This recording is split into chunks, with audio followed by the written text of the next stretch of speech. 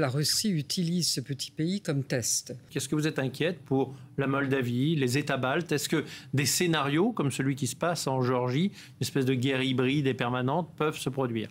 Non seulement ils peuvent se produire, ils se sont produits.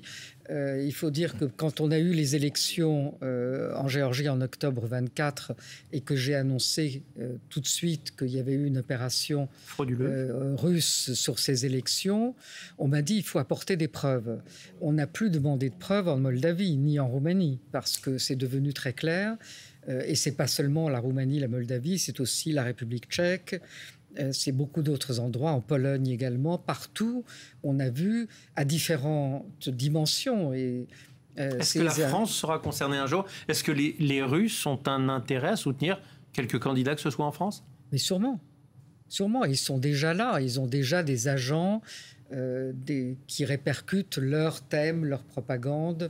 Est-ce qu'on le voit? On l'a vu avec les ingérences, puisque ça a été prouvé par notamment les services d'enquête et de police, les ingérences qu'il y a eu en France, les têtes de cochons coupées, les étoiles de David, les mains, les filières sont remontées jusqu'en Bulgarie, jusqu'en Serbie, avec des commanditaires russes. Voilà, c'est très facile d'aller semer. Il n'y a rien de plus facile que de polariser, d'opposer les uns aux autres. On les voit pour ces services-là.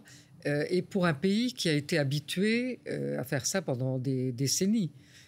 Donc là, il y a une reconversion et un retour, je dirais, un peu aux sources. Ce qui est préoccupant, c'est que dans le monde d'aujourd'hui, c'est la Russie qui maîtrise ce que l'on appelait la soft power, qu'on peut appeler aussi la propagande, cette guerre indirecte,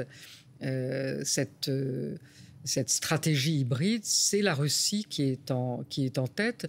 Et l'Union européenne, qui était par essence le pays de la soft power, puisqu'elle refusait la puissance militaire et pensait attirer, et avait attiré en fait par l'économie, par la prospérité et par les valeurs, aujourd'hui, ne sait plus quoi faire.